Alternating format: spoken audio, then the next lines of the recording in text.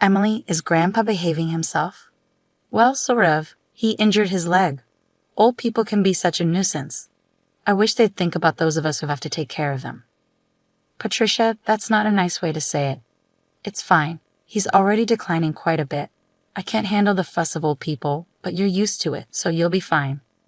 The other day, my husband's grandfather, Michael, fell in a garden and injured his leg. It's not a serious injury, but he's already 82 years old. Because of his age, we're having him rest in bed just to be safe so it doesn't get worse.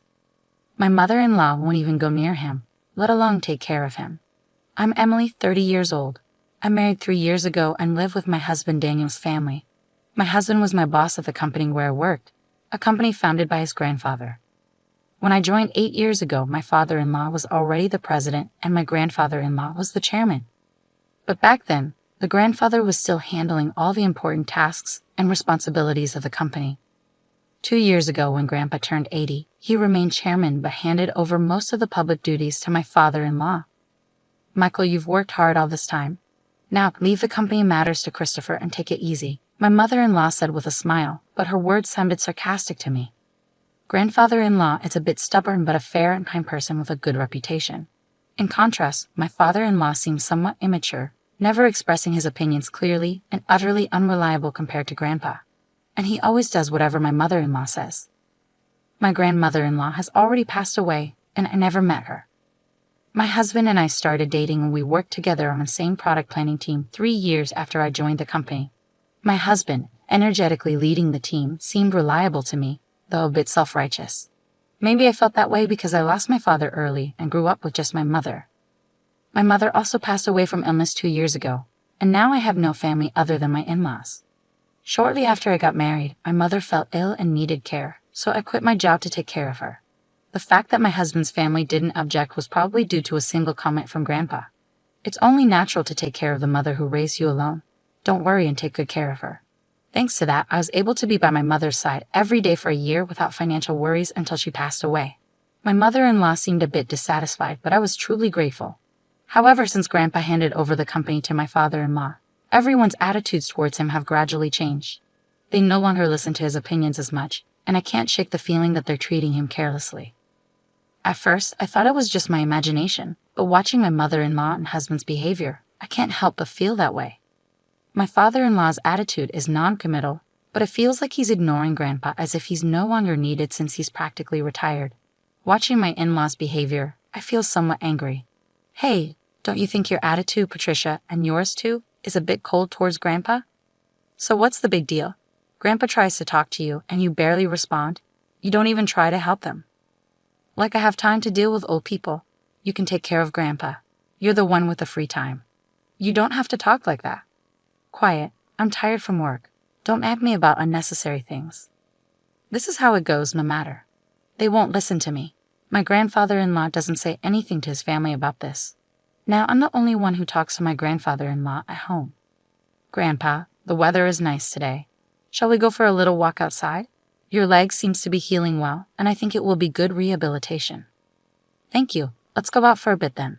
The two of us went to the park, where there were several families with children playing around. My grandfather-in-law looked at the scene with joy. Christopher and Daniel enjoyed times like that too. Grandpa, I was busy with work and couldn't take care of the children much. Maybe that's why I couldn't raise Christopher and Daniel properly, my grandfather-in-law said with a slightly sad face, almost like he was talking to himself. Christopher is my father-in-law, and Daniel is my husband. I think about how everyone can be kinder to my grandfather-in-law, but I can't come up with a good idea. But then my in-laws suggested building a house for my grandfather-in-law. This house is over 50 years old, right? The layout is bad, it's hard to use. But instead of spending money on repairs, it would be better to build a new house in a more convenient location. A new house? Michael is getting older, and it's good that he only got injured last time, but we never know what will happen. So let's make the house barrier-free so we won't have trouble if care is needed. I see. We can even put Michael's room in the middle so everyone can take care of him easily. Yeah, that's not a bad idea. Right, so it's settled then. And Michael, at the cost. If it's a house for all of us, I'll take care of it. Talk to Mr. Jones about the money. Typical Michael, thank you. We appreciate it, my mother-in-law smiled happily. It seems to me that they only flatter him when they want money. But if everyone takes care of my grandfather-in-law after moving to the new house, I thought there could be nothing better. Mr. Jones is the company's in-house counsel and also manages my grandfather-in-law's personal assets. My grandfather-in-law liked his character and made him in-house counsel, and it's been nearly 30 years. He is 58 now and a person my grandfather-in-law trusts the most. I've met him several times and he seems to be a very honest person. He always cares about my grandfather-in-law's health, and sometimes I think he's more like a son than his real sons. Having such people around my grandfather-in-law makes me feel a little relieved. I wasn't informed about the details of the house being built, but my mother-in-law seemed very cheerful, and the three of them were looking at interior design magazines and discussing various things, so it seemed to be going smoothly. Then something unexpected happened. It was revealed that my grandfather-in-law had a debt of $1,820,000. Wait, what's this about $1,820,000? I exclaimed. My grandfather-in-law had become a co-signer for a loan for a friend's company, but that company was in trouble, and the debt had become my grandfather-in-law's responsibility. Wait, they're not going to take the house. It's under construction, are they? Since the contract has already been completed, and as Patricia said, it's in the president's name, so it's fine, my mother-in-law seemed relieved at those words. Oh, thank goodness. I'm glad we did it my way. Listening to that conversation, I learned for the first time that the house was in my father-in-law's name.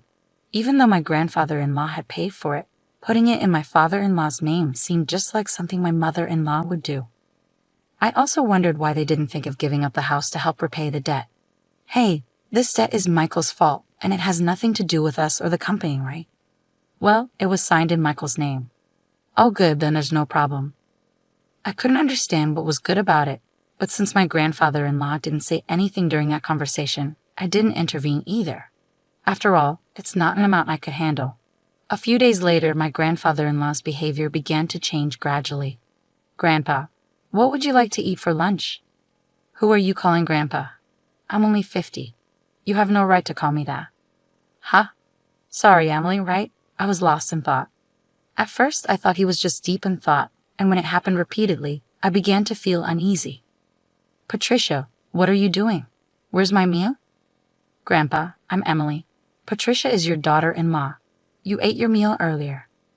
Didn't eat? Are you trying to starve me? I wondered if my grandfather-in-law's condition was triggered by the $1,820,000 debt, and seeing that none of his family members were trying to help him might have been a double shock. I tried to persuade my grandfather-in-law to go to the hospital, but he adamantly refused. He might not want to admit that he could have dementia. I didn't want to force him, but I felt helpless on my own. I consulted my husband, but he simply brushed it off, saying it had nothing to do with him. My mother-in-law wasn't any help either, so I turned to my father-in-law as the only option. Yeah, I heard from Patricia, Daniel. They think it might be dementia. Can you go to the hospital with us? I asked him. But it's not that bad yet, right? If we go to the hospital, others will find out my father has dementia, he responded. There are good medications now that can slow the progression. Well, there's no need to rush. Let's watch him a little longer. Emily is here, so they'll be fine, right? I couldn't help but feel frustrated by their lack of concern. I couldn't depend on them. Grandpa, let's go to the hospital. Let's get you properly examined, I urged. Who are you? Where are you planning to take me? You're up to no good, he retorted. I felt tears welling up, seeing how stubborn my once kind grandfather-in-law had become. But my mother-in-law just laughed, amused. Even if he was the chairman, it's over for him now. But now everything, even the company, is all Christopher's, she remarked casually. Patricia, Grandpa isn't completely unaware. He's listening to everything. He'll forget everything soon. He'll start wandering, dribbling. Just thinking about it gives me chills. He's nothing but a nuisance now, I protested. How can you say that? Grandpa has worked hard for the family all his life. My mother-in-law's words made me both angry and sad. But my grandfather-in-law just smiled. See, this old man doesn't understand anything, she added, laughing. Patricia, I was furious at my mother-in-law's callousness. But soon the new house would be ready. Perhaps things might change once we move there. Since it's a house that Grandpa built, the family might show some gratitude and be kind to him. I couldn't completely abandon that faint hope. And 2 months later, the house was finally built. For days, I had been compelled to pack my in-laws' and husband's belongings, while my father-in-law's and my own items remained mostly untouched. Even when I attempted to organize my things, my in-laws and husband kept assigning me tasks, preventing any progress. However, I reasoned it would be okay to relocate the smaller items later since this house wasn't disappearing. On moving day, after transferring most of the belongings, I went to call my father-in-law, but my husband intercepted me. "Ah, you and Grandpa can stay here," he announced. "What? You can stay in his house? We don't need any extra baggage in the new house. In other words, you and Grandpa will live here from now on, and I'll give you Grandpa's debt too." "Well, you can at least be a housekeeper. Hey, let's go." "Yeah, I'm coming. Good luck with all the debt repayment and live-in care." My in-laws cheerfully departed, leaving me stunned. For a while, I couldn't comprehend what had just occurred. Were we abandoned, not just me, but also my grandfather-in-law, only they would reside in the new house? It took me some time to grasp because it was beyond my imagination that someone could be so cruel. How should I explain this to my grandfather-in-law? Slowly, I made my way back to the rear room. I didn't mind caring for my grandfather-in-law at all. That was my intention from the start. As I timidly prepared to call out to him, noticing his back facing me, he seemed to sense my presence and turned around before I could speak. "Have they gone already?" His expression as he uttered those words looked entirely different from what it had been just months ago. To be honest, he seemed like a different person. I wondered if a new symptom had emerged, but the next moment my grandfather-in-law smiled, and his subsequent words caught me off guard. As I was talking to my grandfather-in-law, Mr. Jones came. "Chairman, have you finished getting rid of the unnecessary staff?" "Yes, it's all done." "Let's go, shall we?" Where are we going?" "Of course, to the new house." I left the house where I had been residing, guided by my grandfather-in-law, without fully understanding what was unfolding. The following month, my mother-in-law and husband bombarded me with countless calls. My grandfather-in-law declared he wouldn't entertain their calls anymore, but I answered my husband's call due to the looming divorce. "Hey, Emily, is Grandpa with you? When I went to the old house, it was up for sale. It's not worth $1,820,000, so you can't repay the debt." "Is that why you did that?" my husband interrogated. "What do you mean?" "But Grandpa, Dad said he can't get in touch at all. That forgetful old man has done something outrageous." I knew what he was referring to, but I wanted to hear my husband's side of the story. Grandpa sold the company's stocks to the executive director. Thanks to that, the executive director became the largest shareholder, and a shareholders' meeting and board meeting were held, resulting in Dad being dismissed as president. But the executive director is well-liked, and maybe Grandpa thought it was better to hand over the company to him. The executive director must have deceived the senile old man into selling the stocks. This is invalid. You seem to be misunderstanding something, but Grandpa doesn't have dementia. If anything, he seems more coherent than before. What? Until that moving day, I genuinely believed that my grandfather-in-law had dementia. It appears that my grandfather-in-law harbored suspicions from the moment my mother-in-law mentioned building a house to live with him. So he devised a plan. He feigned dementia to observe how my in-laws and husband would react. As anticipated, they revealed their true colors, one after another. In the end, they left my grandfather-in-law and me behind. I struggled to contain my laughter because everything unfolded exactly as I had expected. My grandfather-in-law then said, I found myself surprised, relieved, and slightly conflicted. To deceive the enemy, you must first deceive your allies, my grandfather-in-law chuckled. It seemed he had been receiving regular updates on the company from the executive director and Mr. Jones. With my grandfather-in-law gone, my father-in-law and husband acted as they pleased, self-righteous, and completely ignoring the opinions of the employees, often entertaining at the company's expense. Eventually, my grandfather-in-law handed over the company to my father-in-law, but he harbored concerns about the future, leading him to take decisive action. In the end, he decided he couldn't entrust it to his son and left it to the executive director. I explained.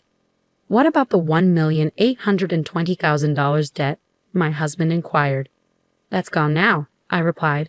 Indeed, my grandfather-in-law had been a guarantor for a friend's dad, but he had personal assets exceeding that amount. However, I deliberately omitted this information to avoid my mother-in-law and husband targeting those assets. The friend was the son of a benefactor who had helped my father-in-law when he was young.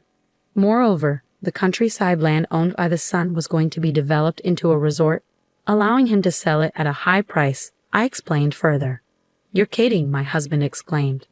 "More importantly, are you guys okay?" I asked, concerned. "We're not okay. Both my father and I were denounced by the company. What should we do now?" my husband lamented. "Well, there's also the mortgage on the house," I revealed. "What? What do you mean, the mortgage on the house?" My husband was taken aback. "Haven't you realized it yet? The house money should have all been paid by Grandpa," I clarified. Christopher signed without checking everything. "It shows he really didn't have the qualities of a president," I added. "You're kidding?" my husband sighed. "As a consequence, my parents-in-law lost the house they had built because they couldn't pay the mortgage. Now they reside in an old apartment over 50 years old, struggling to repay the unpaid loan. Despite their alternating attempts to contact me, suggesting we all live together, it was impossible now. My grandfather-in-law retired from his chairman position and bought an old house in the countryside. Emily, you can go and live wherever you like freely. You don't have to worry about living expenses," my grandfather-in-law assured me. But I chose to be with him. "If I'm not in the way, please let me be with you," I expressed, tears welling up in my eyes. My grandfather-in-law's eyes welled up too. Thanks to Mr. Jones, the divorce was finalized and procedures were taken to exclude my former father-in-law and former husband from inheritance. I became my grandfather-in-law's adopted daughter. If anything happens to him, I intend to take care of him until the end. Now, the two of us enjoy working in the fields together. "Dad, look at this radish, it's big," I exclaimed as warm moments flowed in the pouring sunlight. I wish for these days to continue, even just one day longer.